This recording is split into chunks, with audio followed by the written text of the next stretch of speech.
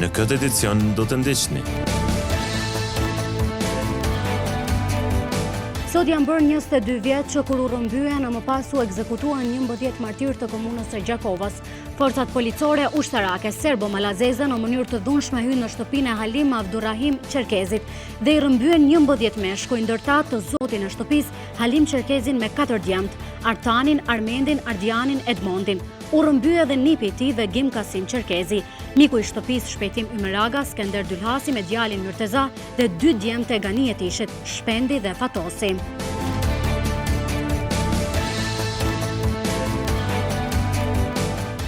Është varrosur humoristi Rasim Taqi Cima. Për të nderuar aktorin e madh në orët e hershme, dolën familjar, bashkëpunëtor, por edhe politikan e qytetar. Ata ngushëlluan familjen Taqi, ndërsa vendosën lule pranë fotografisë së aktorit të madh të komedisë, ndërsa u nënshkruan edhe në librin e përshtypjeve.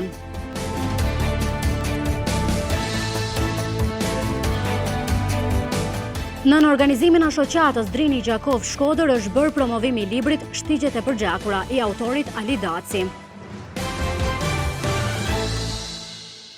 Mirëmbrëma, po fillojmë edicionin qendror të lajmeve. Sot janë bërë 22 vjet që kur u rrëmbyen e më pas u ekzekutuan 11 martir të komunës së Gjakovës.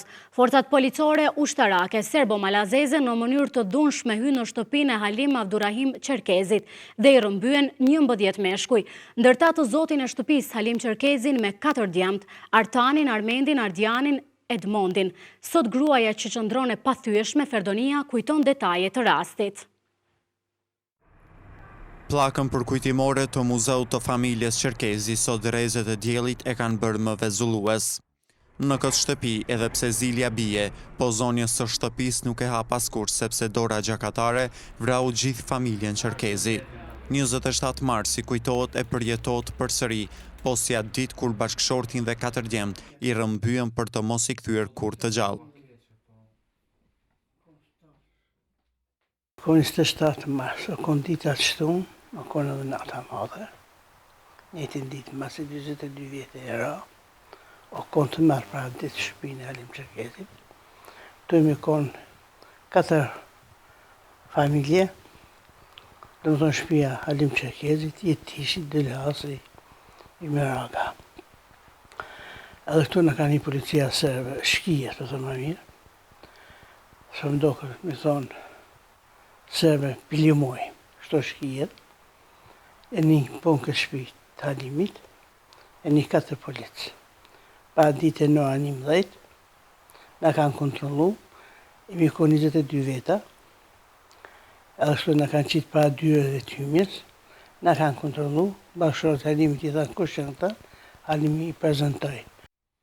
Duam raki, me këtë fjalë i u drejtuan serbët familjarve. Mos u friksoni, ne jemi këtu për t'ju mbrojtur, por si që shihej asgjë nuk ishte si shtan, fundi ishte i tmerrshëm.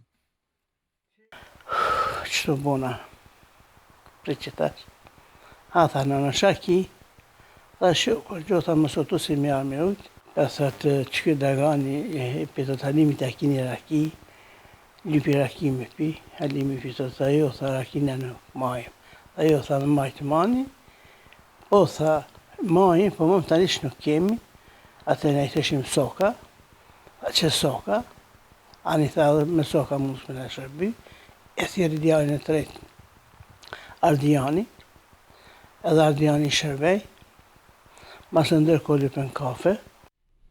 Djalin e vogël e kisha në gjumë, u ngrit e më erdhi nga mbrapa derisa të gjithë burrat i nxorën jashtë. Kërkonin edhe diçka.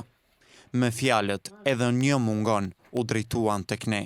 Zemra u dridh dhe i gjithë trupi u likshtua. Këtë moment e tregon mes lotësh Ferdonie Çerkezi. Edmondin i kisha rath mrapa shpinës të që, kim pas dalje ta dëgoj, se kom pas për muja si kauç, kënë gjë mu që rapi qumit. Ashtu Edmondi se policia, dole, o këthyn prap, në lëpen pare. Kërkesa e vetme e saj është zbardhja e fatit të pagjeturve. Nuk do të ndalemi së kërkuari deri në trupin e fundit, sepse ata meritojnë të pushojnë të qetë në vendin e tyre, tha ajo në këtë përvjetor. Në shtëpinë e Halim Çerkezit, sot 22 vjet më parë u rrëmbye edhe nipi i tij, Vegim Kasim Çerkezi. Miku i shtëpisë, shpejtimi me raga, pastaj Skënder Dylhasi me djalin Myrteza dhe 2 djemt e Ganijet Ishit, Shpendi dhe Fatosi. Këtë dhimbje e ndan me ne babai i Vegimit, Kasimi. Data 27 mars e vitit 1999 ishte e kopshme për familjen Çerkezi. Në këtë ditë, forcat serbe rrëmbyen Vegimin, djalin e vetëm të kësaj familje. Babai i tij, Kasimi, rrëfen momente nga ndarja për herë të fundit me djalin e tij. Djali gjatë fillimit bombardimeve ishte Axha. Domethënë te Axha Halim, te vllau.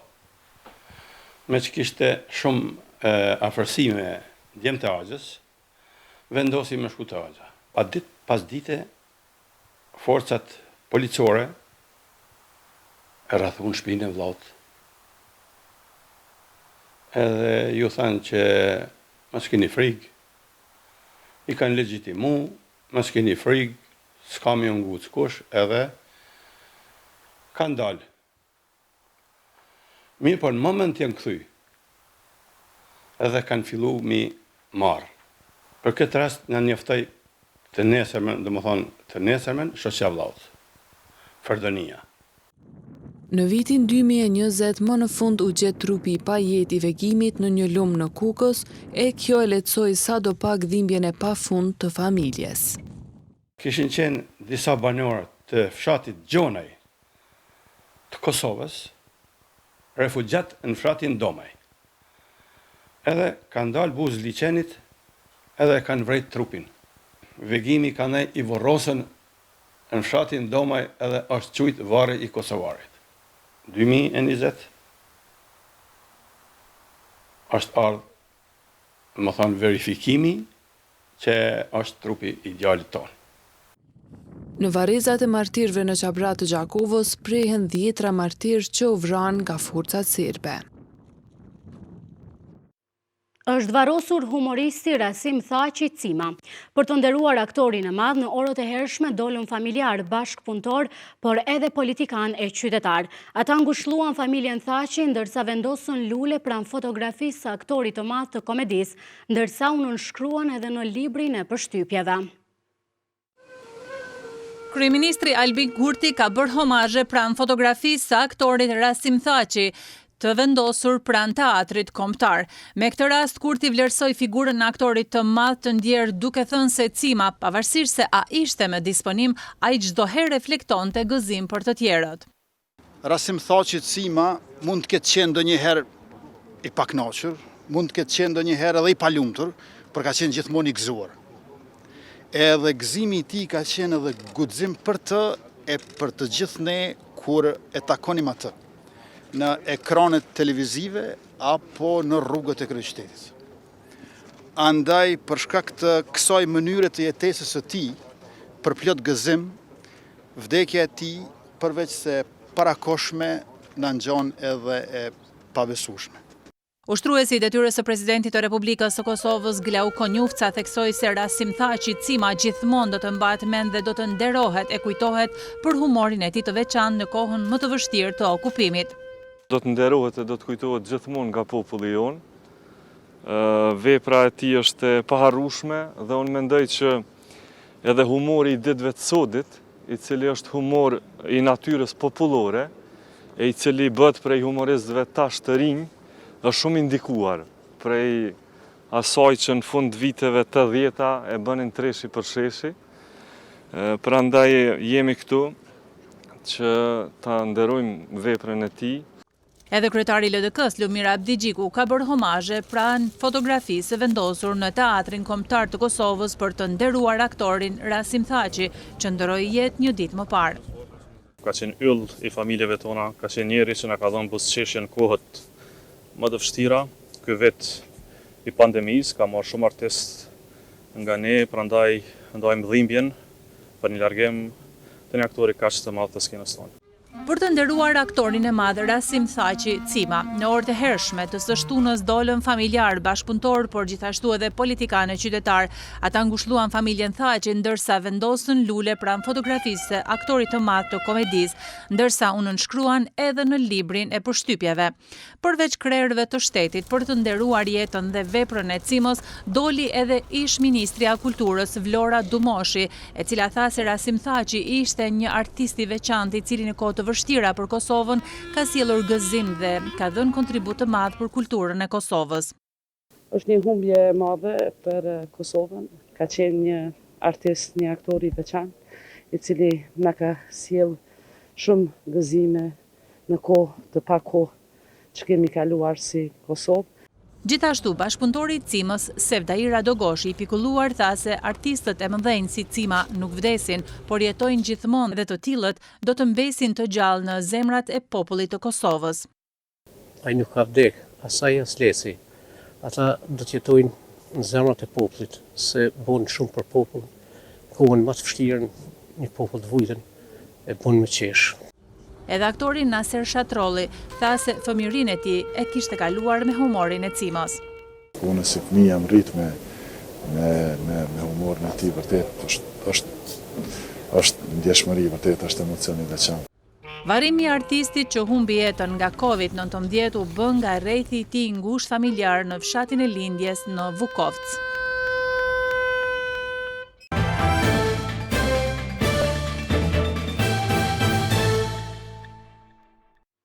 Njohësi i çështjeve politike në vend Milazim Krasniqi nuk po e shet të arsyeshme bashkimin kombëtar ndërmjet Kosovës dhe Shqipërisë. Mirëpo po e konsideron të nevojshme që këto dy vende të fuqizohen në aspektin ekonomik dhe të jenë pjesë e familjes evropiane. Pavarësisht që bashkimi kombëtar është aspirati i shqiptarëve, Krasniqi thotë që kjo është e parealizueshme në kontekste gjeopolitike dhe gjeostrategjike.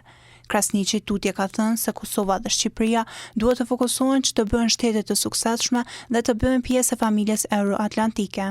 Do duhet fokusoheshim në ndërtimin e këtij shteti, do duhet të fokusoheshim në fuqizimin e tij, dhe nëse edhe Shqipëria dhe Kosova bën shtete të suksesshme dhe bën pjesë e familjes euroatlantike, atëherë ato idealet do të përmbusheshin në një verzion tjetër, pra idealet e bashkimit, por ideja që të ketë një bashkim mekanik është në fundit e rrezikshme, për një arsye se për të bashkuar shqiptarët duhet prishin 5 shtete në Ballkan.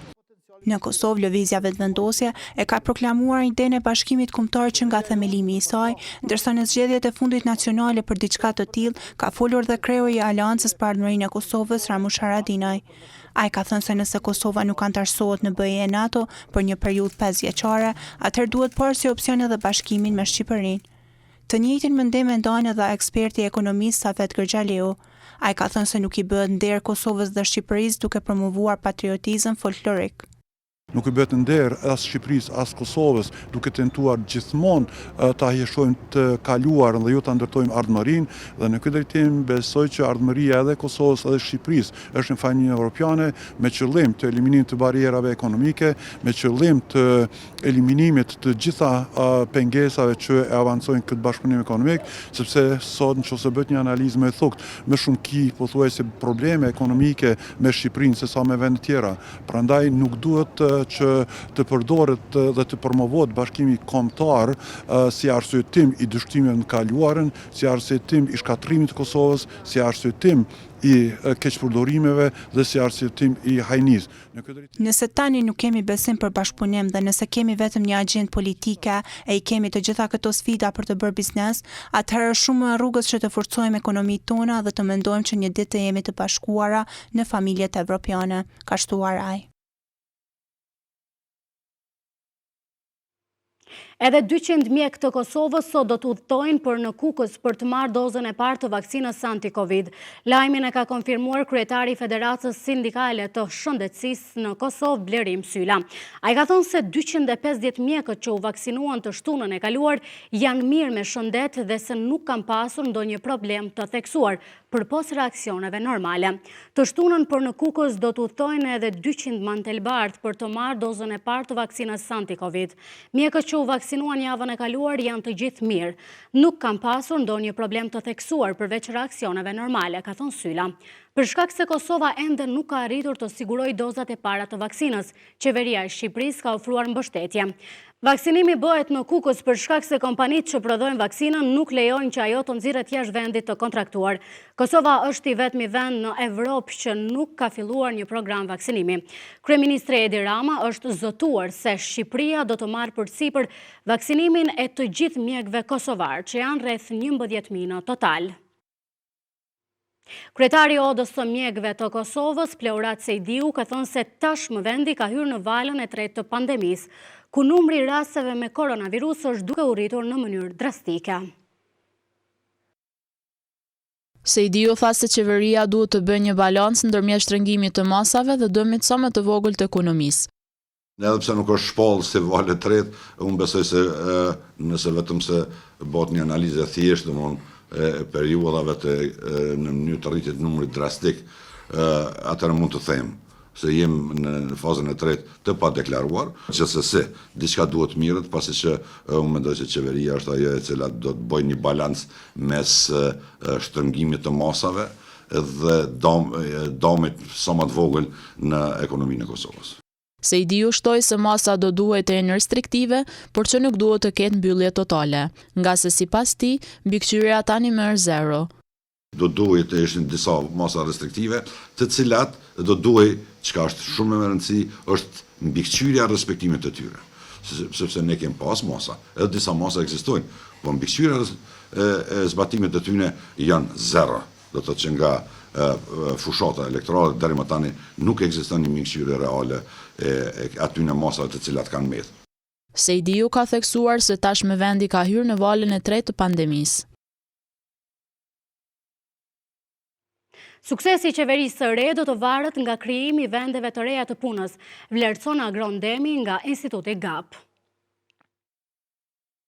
Demi thot se ligji për zonat ekonomike mund të ndikojë në rritjen e zhvillimit ekonomik dhe hapjen e vendeve të reja të punës nëse hartohet si duhet.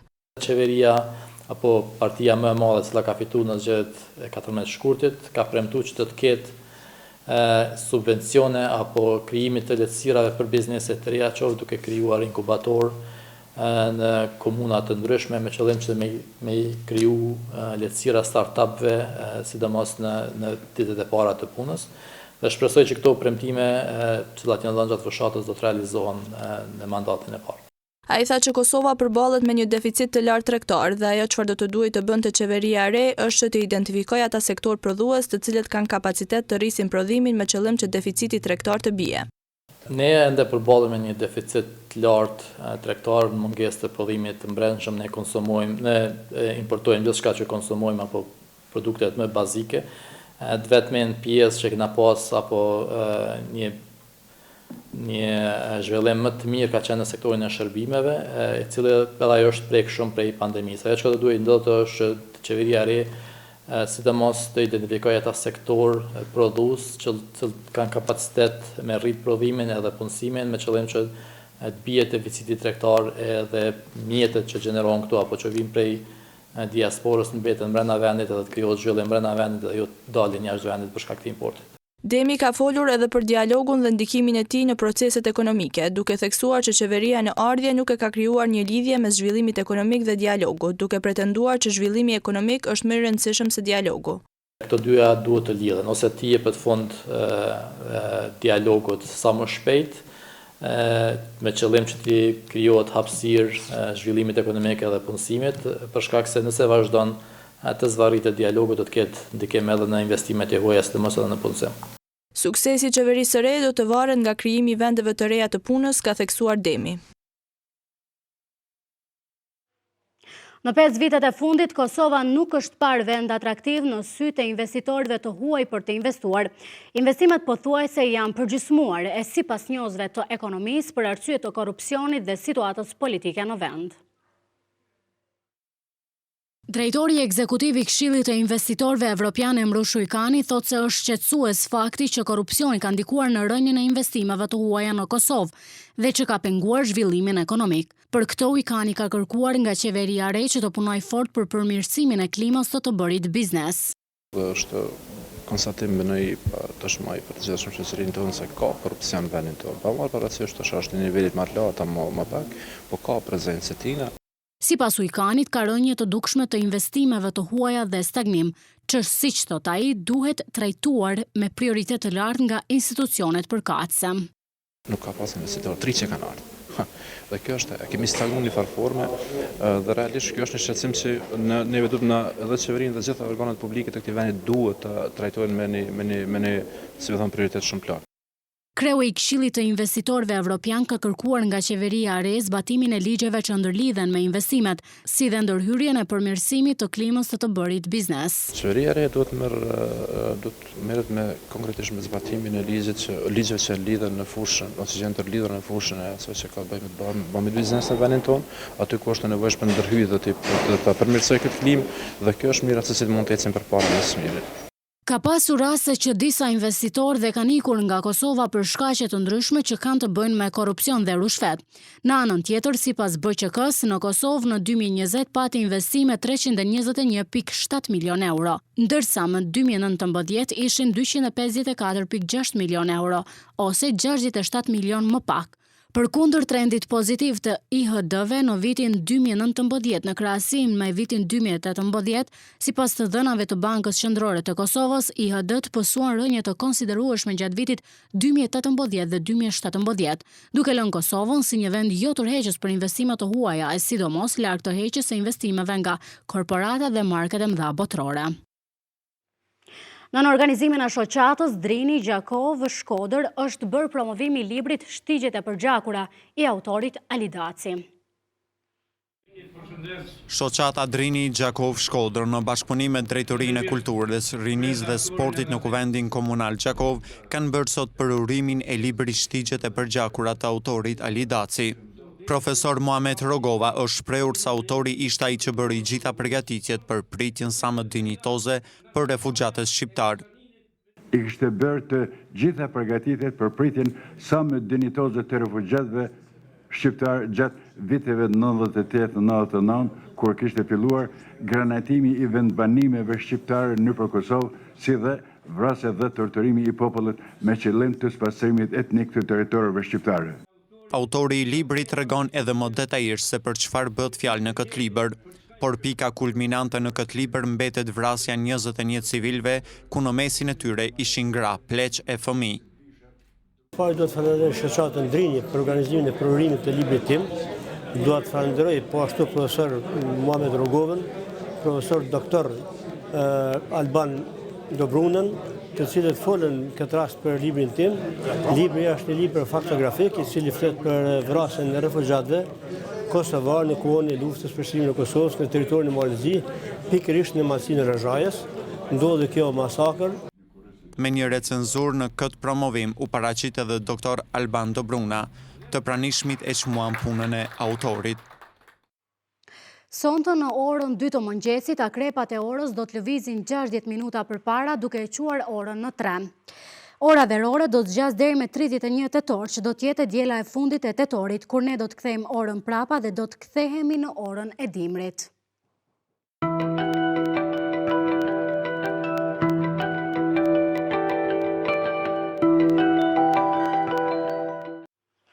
Të ndjekim parashikimin e motit për ditët në vije.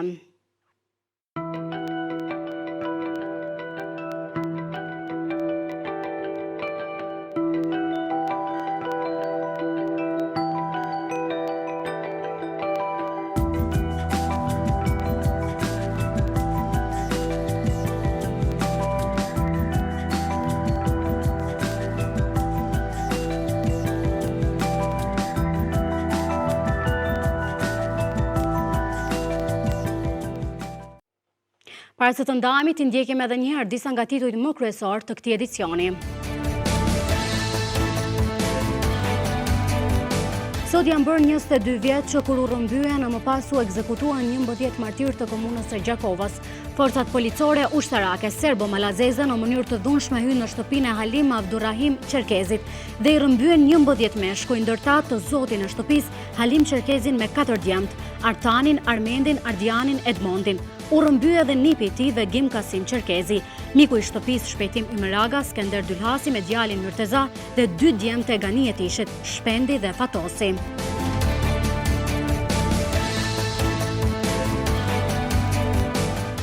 Është varrosur humoristi Rasim Thaçi Cima. Për të nderuar aktorin e madh në orët e hershme, dolën familjar, bashkëpunëtor, por edhe politikan e qytetar.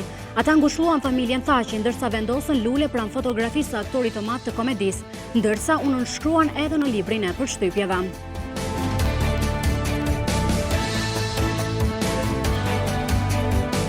Në organizimin e shoqatës Drini Gjakov Shkodër është bërë promovimi i librit Shtigjet e përgjatura i autorit Ali Daci. Këtu merr fund ky edicion i lajmeve. Për më shumë vizitoni portalin syrivizvision.tv.